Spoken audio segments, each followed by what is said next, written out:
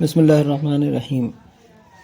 جو اس سے قبل ویڈیو اپلوڈ ہوئی تھی اس کے اندر بیچ کا تقریباً 13-14 منٹ کا جو ویڈیو چل رہا ہے اس کے اندر آواز نہیں آ رہی ہے۔ وہ آواز وہ والا حصہ جو اس میں آواز نہیں آئی ہے، وہ والا 10-15 منٹ کا جو 14-15 منٹ کا ویڈیو ہے جو اس میں آواز چلی گئی ہے، وہ والا حصہ یہاں پر اپلوڈ کیا جا رہا ہے۔ تو اس کو سننے تقریباً 23 منٹ کے بعد وہ وہاں سے آواز غائب ہوئی ہے، تو 36 منٹ تک 36-37 منٹ تک وہ آواز غائب ہے۔ تو بیچ کا حصہ یہ والا ویڈیو سن لیں آپ، اور باقی بات کا پورا وہی والا ویڈیو سنیں۔ جزاک اللہ۔ بلکہ مقصد یہ ہے، اللہ تعالیٰ یہ کہہ رہا ہے کہ اس میں شک، مطلب اس کو اس نظر سے دیکھو گے اللہ کا کلام۔ ایک عام انسان جس نے قرآن کھولا، وہ یہ سوچ کے ہرگز نہ پڑھے اس کو کہ محمد صلی اللہ علیہ وسلم کا پیش کردہ کلام ہے، یا محمد صلی اللہ علیہ وسلم نے اس کتاب کو لکھ دیا ہے یا بنا لیا ہے، یا کسی سے سن سمجھ کے جو بھی۔ لیکن اللہ تعالیٰ یہ کہہ رہا ہے کہ اس میں شک نہ کرو کہ اللہ کی کتاب، جو بھی انسان پڑھنا چاہتا ہے اسے پڑھے، مگر یہ مان کر پڑھے کہ اللہ کا کلام،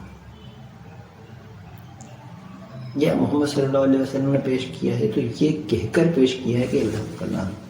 اب آپ اسے پڑھنا چاہتے ہیں، جانچنا چاہتے ہیں، پرکھنا چاہتے ہیں، تو اس نظر سے اس کو پرکھیے جانچیے کہ اللہ کا کلام ہے۔ محمد صلی اللہ علیہ وسلم اپنی طرف سے کوئی بات نہیں کہہ رہے ہیں، بلکہ اللہ کی طرف سے یہ باتیں کہہ رہے ہیں۔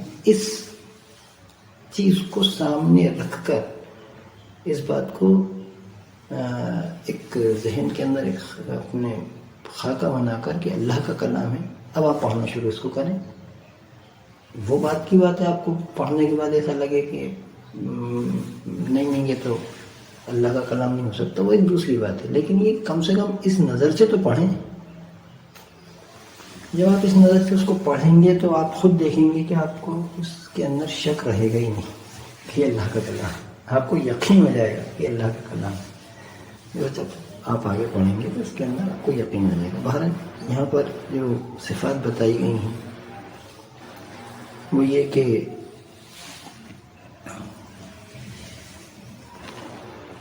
یہ اللہ کی کتاب، اس میں کوئی شک نہیں، ہدایت ہے، ان لوگوں کی صفات بتائی گئی ہیں۔ یا یوں کہیں کہ یہ دونوں چیزیں ایک دوسرے کی پورک ہیں، سپلیمنٹری میں، کہ جو شک نہیں کرتے ہدایت ملتی ہے، جو ہدایت والے شک نہیں کرتے، تو یہ تمام آگے کی جو صفات بتائی گئی ہیں، شک نہیں، یہ اللہ کی کتاب، اس میں کوئی شک نہیں، ہدایت ہے ان پرہیزگار لوگوں کے لیے جو غیب پر ایمان لاتے ہیں، نماز قائم کرتے ہیں، جو رزق ہم نے ان کو دیا ہے اس میں سے خرچ کرتے ہیں۔ جو کتاب تم پر نازل کی گئی ہے یعنی قرآن، اور جو کتابیں تم سے پہلے نازل کی گئی تھیں، ان سب پر ایمان لاتے ہیں اور آخرت پر یقین رکھتے ہیں۔ آگے فرمایا ایسے لوگ اپنے رب کی طرف سے راہ راست پر ہیں اور وہی فلاح پانے والے ہیں۔ دیکھیے وہی بات جو میں کہہ رہا تھا کہ اللہ تعالیٰ پوری صفات، مومنین کی صفات بتائیں، اور اللہ تعالیٰ نے اس کے بعد اعلان کر دیا، فیصلہ سنا دیا کہ ایسے لوگ اپنے رب کی طرف سے راہ راست پر ہیں اور وہی فلاح پانے والے ہیں۔ فلاح انہی کو ملے گی، یہ فیصلہ اللہ تعالیٰ نے سنا دیا، فلاح انہی کو ملے گی جن کے اندر یہ تمام صفات پائی جائیں گی۔ یہ قرآن کا ایک انداز ہے، اس کو آپ جیسے جیسے اسٹڈی کرتے جائیں گے آپ کو سمجھ میں آتا جائے گا کہ اللہ تعالیٰ نے یہ انداز کیوں اختیار کیا ہے، تاکہ ہم انسانوں کی سمجھ میں آئے۔ بڑا خوبصورت انداز اللہ تعالیٰ نے اختیار کیا ہے اپنے بندوں کے لیے۔ آگے فرمایا جن لوگوں نے ان باتوں کو تسلیم کرنے سے انکار کر دیا ان کے لیے یکساں ہیں، خواہ تم انہیں خبردار کرو یا نہ کرو، بہرحال وہ ماننے والے نہیں ہیں۔ یہ بھی اللہ تعالیٰ نے ایک بات اور وضاحت کر دی، اسی کے آگے اللہ تعالیٰ نے وضاحت کر دی کہ جو لوگ ان باتوں کو نہیں مانتے، جن لوگوں نے ان باتوں کو تسلیم کرنے سے انکار کر دیا، ان کے لیے یکساں ہیں، خواہ تم انہیں خبردار کرو یا نہ کرو، بہرحال وہ ماننے والے نہیں ہیں۔ مقصد یہ کہنے کا یہ ہے کہ آپ سنجیدہ نہیں ہیں۔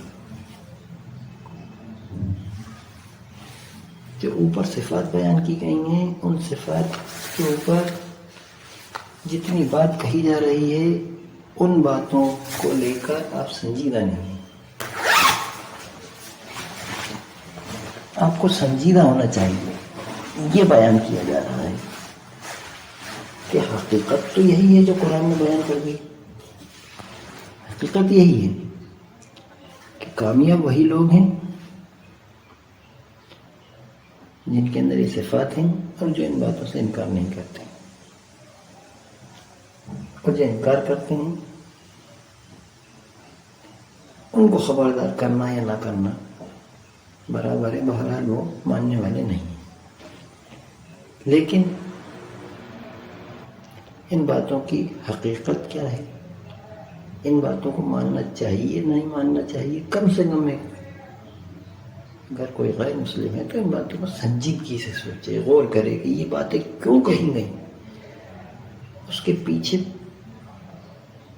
پورا جو اللہ تعالیٰ کا کلام ہے وہ بیان کر رہا ہے۔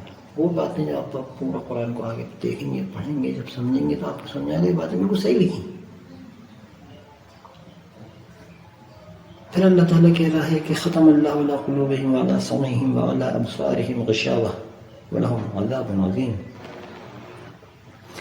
اللہ نے ان کے دلوں اور ان کے کانوں پر مہر لگا دی ہے اور ان کی آنکھوں پر پردہ پڑ گیا ہے، وہ سخت سزا کے مستحق ہیں۔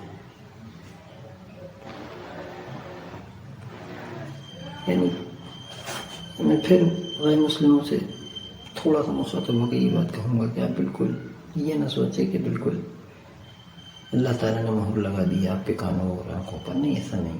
آپ سنجیدگی سے پڑھیں، انشاءاللہ اللہ تعالیٰ آپ کو ہدایت دے گا۔ اور اگر آپ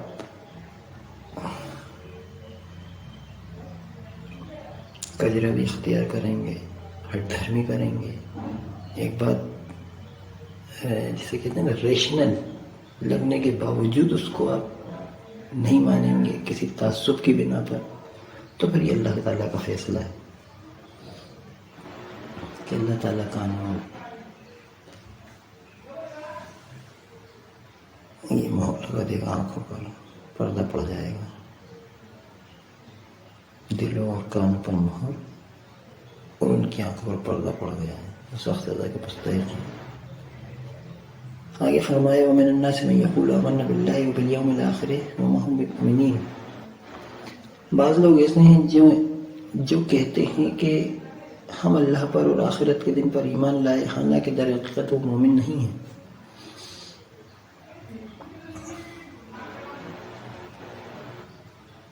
وہ اللہ اور ایمان لانے والوں کے ساتھ دھوکہ بازی کر رہے ہیں، مگر دراصل وہ خود اپنے آپ ہی کو دھوکے میں ڈال رہے ہیں اور انہیں اس کا شعور نہیں ہے۔ ان کے دلوں میں ایک بیماری ہے جسے اللہ نے اور زیادہ بڑھا دیا، اور جو جھوٹ وہ بولتے ہیں اس کی پاداش میں ان کے لیے دردناک سزا ہے۔ جب کبھی ان سے کہا جاتا ہے کہ زمین پر فساد برپا نہ کرو، تو انہوں نے یہی کہا کہ ہم تو اصلاح کرنے والے ہیں۔ خبردار، حقیقت میں یہی لوگ مفسد ہیں، مگر انہیں شعور نہیں ہے۔ اور جب ان سے کہا گیا جس طرح دوسرے لوگ ایمان لائے ہیں اسی طرح تم بھی ایمان لاؤ، تو انہوں نے یہی جواب دیا کہ ہم بے وقوفوں کی طرح ایمان لائیں؟ خبردار، حقیقت میں تو یہ خود بے وقوف ہیں مگر یہ جانتے نہیں ہیں۔ جب یہ اہل ایمان سے ملتے ہیں تو کہتے ہیں کہ ہم ایمان لائے ہیں، اور جب علیحدگی میں اپنے شیطانوں سے ملتے ہیں تو کہتے ہیں کہ اصل میں تو ہم تمہارے ساتھ ہیں اور ان لوگوں سے محض مذاق کر رہے ہیں۔ اللہ ان سے مذاق کر رہا ہے، وہ ان کی رسی دراز کیے جاتا ہے اور یہ اپنی سرکشی میں اندھوں کی طرح بھٹکتے چلے جا رہے ہیں، بھٹکتے چلے جاتے ہیں۔ یہ وہ لوگ ہیں جنہوں نے ہدایت کے بدلے گمراہی خرید لی، مگر یہ سودا ان کے لیے نفع بخش نہیں ہے اور یہ ہرگز صحیح راستے پر نہیں ہے۔ ان کی مثال ایسی ہے جیسے ایک شخص نے آگ روشن کی، اور جب اس نے سارے ماحول کو روشن کر دیا تو اللہ نے ان کا نور بصارت سلب کر لیا اور انہیں اس حال میں چھوڑ دیا کہ تاریکیوں میں انہیں کچھ نظر نہیں آتا۔ یہ بہرے ہیں، گونگے ہیں، اندھے ہیں، یہ اب نہ پلٹیں گے۔ یا پھر ان کی مثال یوں سمجھو کہ آسمان سے زور کی بارش ہو رہی ہے اور اس کے ساتھ اندھیری گھٹا اور کڑک چمک بھی ہے۔ یہ بجلی کے کڑاکے سن کر اپنی جانوں کے خوف سے کانوں میں انگلیاں ٹھوسے لیتے ہیں، اور اللہ ان منکرین حق کو ہر طرف سے گھیرے میں لیے ہوئے ہیں۔ چمک سے ان کی حالت یہ ہو رہی ہے کہ گویا ان قریب بجلی ان کی بصارت اچک لے جائے گی۔ جب ذرا کچھ روشنی انہیں محسوس ہوتی ہے تو اس میں کچھ دور چل لیتے ہیں، اور جب ان پر اندھیرا چھا جاتا ہے تو کھڑے ہو جاتے ہیں۔ اللہ چاہتا تو ان کی سماعت اور بصارت بالکل ہی سلب کر لیتا، یقیناً وہ ہر چیز پر قادر ہے۔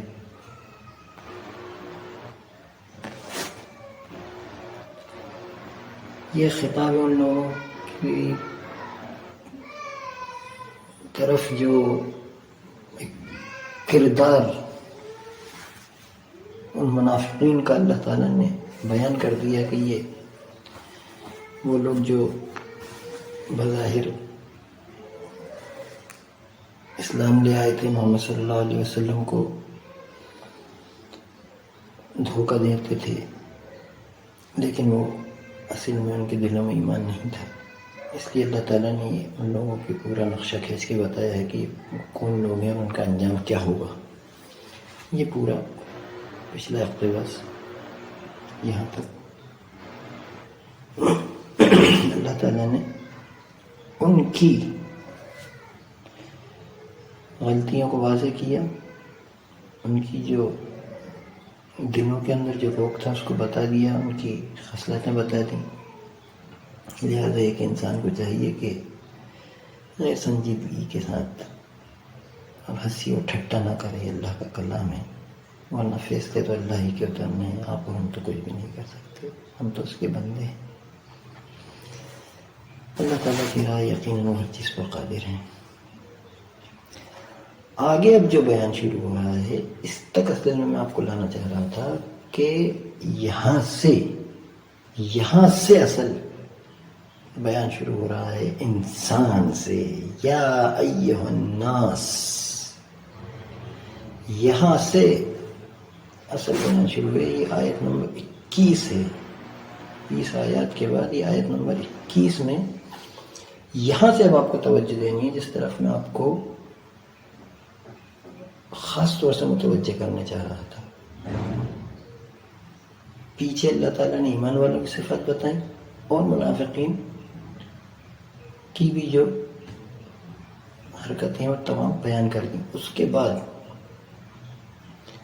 یہاں سے عام خطاب انسان کے لیے کہ انسان ایک یہ کیریکٹر ہے مومن کا کہ وہ ایسا اور ایسا ہوتا ہے، اور ایک یہ دوسرا کیریکٹر ہے منافق کا کہ وہ ایسا اور ایسا ہوتا ہے۔ یہ دو کردار آپ کے سامنے اللہ تعالیٰ نے رکھ دی. اب تیسرا آدمی تم، یا ایھا الناس، اے انسان. یہاں سے خطاب شروع ہو رہا ہے. یا ایھا الناس اعبدوا ربکم الذی خلقکم والذین من قبلکم لعلکم تتقون. یہ ہے وصل خطاب. لوگوں، بندگی اختیار کرو اپنے اس رب کی جو تمہارا اور تم سے پہلے جو لوگ ہو گزرے ہیں ان سب کا خالق ہے. تمہارے بچنے کی توقع اسی صورت ہو سکتی ہے